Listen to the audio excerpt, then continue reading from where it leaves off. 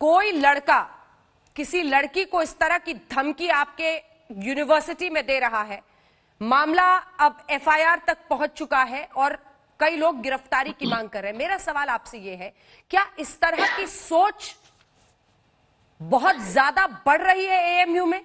क्या इस तरह से किसी लड़की को धमकाना, इसको आप सही ठहरा सकते हैं किसी तरीके से? हुजैफा। देखिए अंजना जी, ये सारी फिजूल की बातें हैं। सबसे पहले मैं क्लियर करूं कि वो हमारी अलीग बहन है, अलीग सिस्टर है। उसके साथ पूरा एएमयू, पूरा स्टूडेंट यूनियन और 32,000 स्टूडेंट खड़े हैं, कैंपस के अंदर भी, कैंपस के बाहर भी।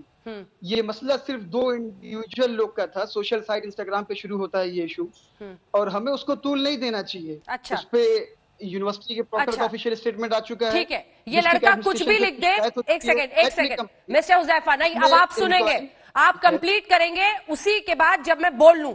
आप ये कह रहे हैं कि ये लड़का कुछ भी बोले, इसको तूल नहीं देना चाहिए, इसको दबा देना चाहिए ताकि लड़कियां वहां दहशत में रहें, ताकि ऐसे लोगों की हुकूमत चलते रहे जो लड़कियों को धमकाएं कि हिजाब पहना देंगे। ये कह रहे हैं आप साहब? अगर ऐसी बात आप करेंगे अंजना जी, मैं आपको 150 स्क्रीनशॉट दिखाऊंगा अपने फोन में कि किस तरीके की भद्दी कमेंटबाजी की गई है। हमने कभी इसको तूल नहीं दिया, हमने कभी कोई कंप्लेन नहीं किया इस पे। किसने किया? आपको ऐसे आज मैं 150 कमेंट्स दिखाऊंगा। किसने किया? आपको कुछ लिखा? अगर गंभीर है तो एफआईआर कराइए। बुजदिलों से नहीं चलती है यूनिवर्सिटीज। अगर गलत है तो आप एफआईआर कराइए।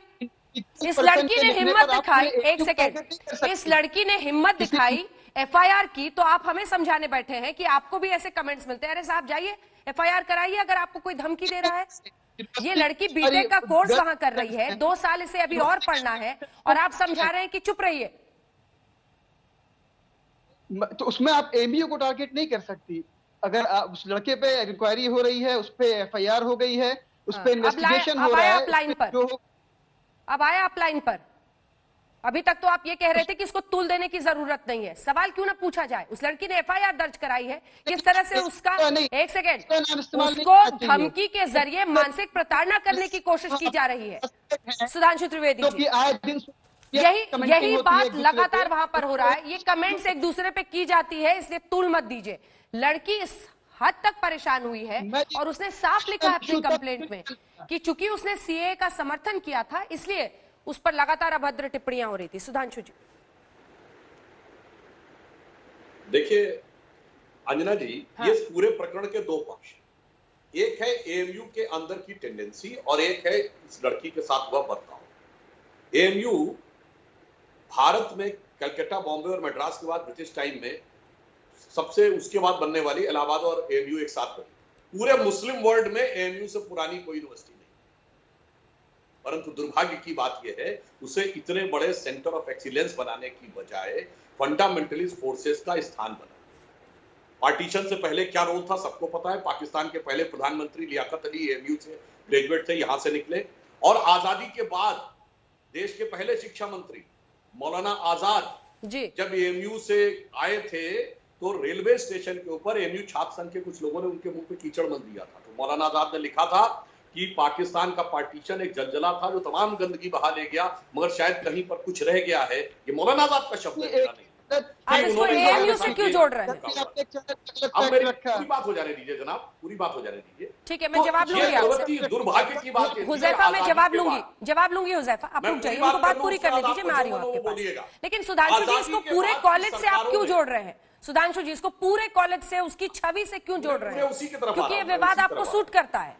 नहीं, मैं बता रहा हूं, आजादी के बाद की सरकारों ने इसको सेंटर ऑफ एक्सीलेंस बनाने की बजाय सेंटर ऑफ फंडामेंटलिज्म बनाया।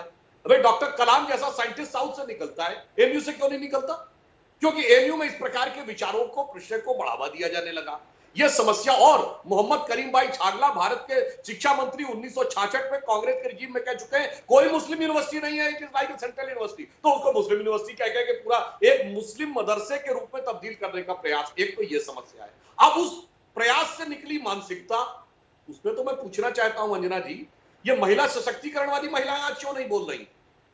जब कोई ये वेस्टर्न ड्रेस पहनने की बात आती है तो ये मेरा हक है कि हम क्या पहनेंगे, आज उनकी चुप्पी। वो तमाम लोग जो नारी सशक्तिकरण के लेफ्ट लिबरल्स, ये वो आज हिजाब पे तो छोड़िए, ना ट्रिपल तलाक पे, ना हलाला पे, ना महरम पे, सब पे चुप। तो यहां दोनों से प्रश्न है। एक तो एएमयू जैसी इतनी बड़ी और इतनी पुरानी और इतनी अच्छी यूनिवर्सिटी को बनाना चाहिए एकेडमिक्स की तरफ, तो उसको ले जाते हैं फंडामेंटलिस्ट की तरफ। और ये जो महिला सशक्तिकरण वाले चुप, अभी देखिए आपके जो प्रतिनिधि थे वो क्या बोल रहे थे, इस्लामी कानून के हिसाब से तो हिजाब ठीक है। भाई मैं पूछना चाहता हूं कहां गए वो लोग जो कहते थे मजहब तय करेगा हम क्या पहने क्या खाएं।